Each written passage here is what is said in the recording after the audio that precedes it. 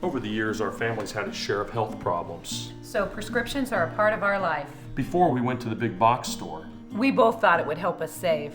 But with the long lines and impersonal service, filling prescriptions became a chore. That's when a friend recommended D&H. Now Tristan knows our prescriptions. Brenda always helps us find the right vitamins. And after Dad's fall, Monica's been a real expert with all our home medical needs. All without the lines. Trust and service. That's our D&H.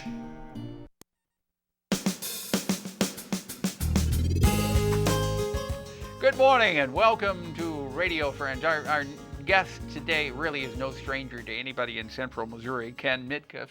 Welcome to Radio Friends, Ken.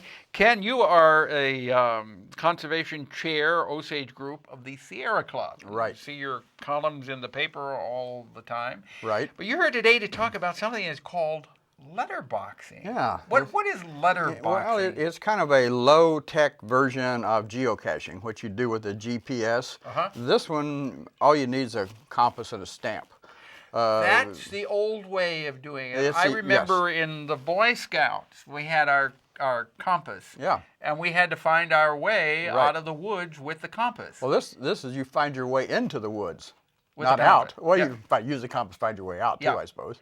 So or leave breadcrumbs. Would you say this is a lost art now that we have GPS? No, actually, I was kind of surprised. I got online and I entered letterboxes within 10 miles of downtown Columbia, and there are 68.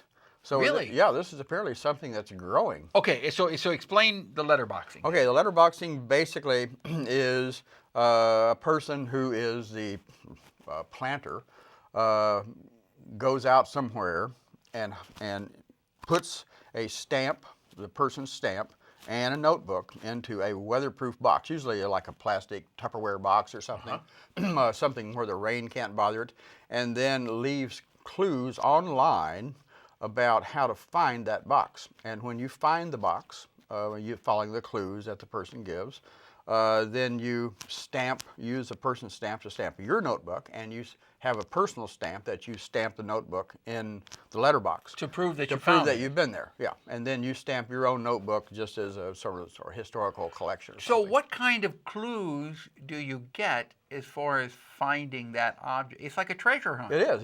In fact, it is a treasure hunt. And the clues for the Sierra Club are not yet online. But here's one I just picked out at random because everybody knows where Cape and Park is, and it gives the directions to Cape and Park, and then it says, from the parking lot, locate a small boulder with a hole through it and a stump to its right. Beginning with the first boulder to the left of the stump, count 12 rocks to the southwest. The 11th boulder is in a small stand of trees. Tucked under its southernmost edge is your objective, i.e. the letterbox. So that's really neat. Yeah, that is really nice. So as you know, we were chatting earlier. How do people? Anybody can do this? Yes. So you could end up having 20 or 30 people going after the same. Yeah. Well, hopefully we won't all do it at the same time, but that's the idea. Is that you have this letterbox and people find it and use your stamp and use their stamp, and then. The only reward really is just you found it. I mean, there is no monetary award, or you don't do it for love or anything like that. I guess you could. Well, you do it kind of as a challenge. Yeah, right.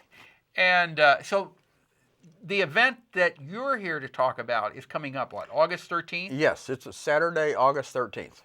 Okay. And the original... so that's 3 days from now. This is Wednesday, August 10th, so this is 3 days from now. This coming Saturday, that's you're correct. going to have it. Yeah. So correct. people go online. Right. And they will find, where do they go? What web address? There actually are two web addresses.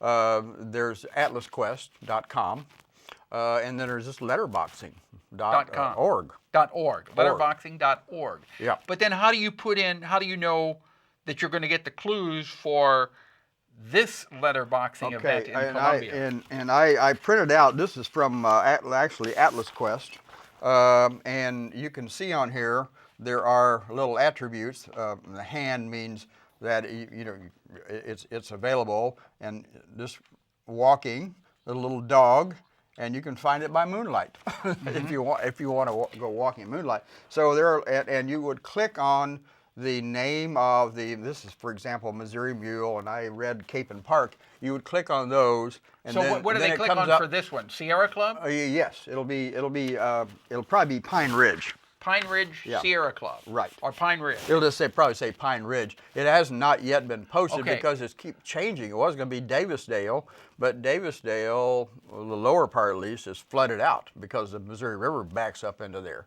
Okay. And so it's being moved to Pine Ridge, and so fortunately the information had not yet been posted. Okay, how many people, as many people as want can be a part of this? Oh, sure, yeah. And then it's going to be on Saturday, August the 13th. Right. Do you have to do it on August the 13th, or can you do it anytime Well, after August 13th? the organized group is on August 13th, but you can do it anytime after that date. But the organized group that will go out, and it'll be led by the person who planted it, so chances are you're going to find it. Yeah, because he did it. So where do you meet then? At 9 o'clock at the Pine Ridge Picnic Grounds. Okay. What is that, Route WW? Is it? East of Ashland, or maybe Route W. No. I can't remember what it is. It's east of Ashland. It's though. east of Ashland, about, maybe 8 miles. Okay, it'll tell you this on the website. as Yeah, well. it'll say Pine Ridge Picnic Ground. There's a big sign there, too, on US 63 South. Okay. Is there a phone number that people can call if they want more Yes. information?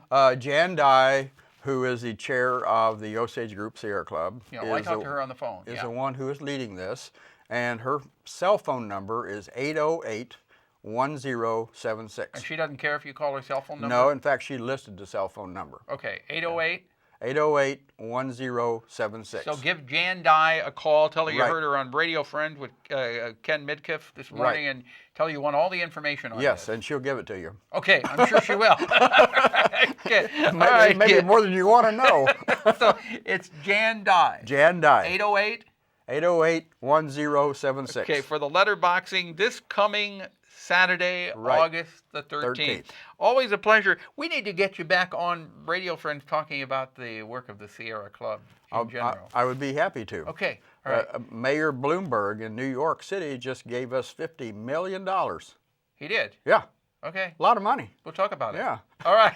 All right. We'll talk about it. Thank you very Okay. much. Thank Let's you. see. Thursday, tomorrow, we've got MU Healthcare and Pet Health Tips with Dr. C.B. Chastain. Our show, directed by Travis McMillan of the Reynolds Journalism Institute. Audio is Pat Akers, KBIA. Our floor director is Andy Orozco, and our assistant producer and guest coordinator, Uncle James Mauser. And to watch this program again, or if you'd like to watch it at all, or listen to it again, go to kbia.org. Click on Radio Friends. You can sign up for a vodcast or a podcast.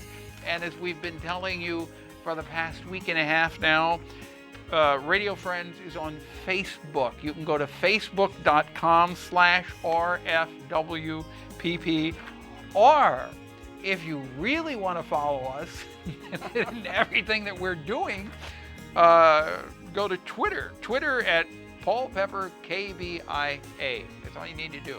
And you can follow us to the ends of the earth if you like. We'll see you tomorrow. Bye-bye.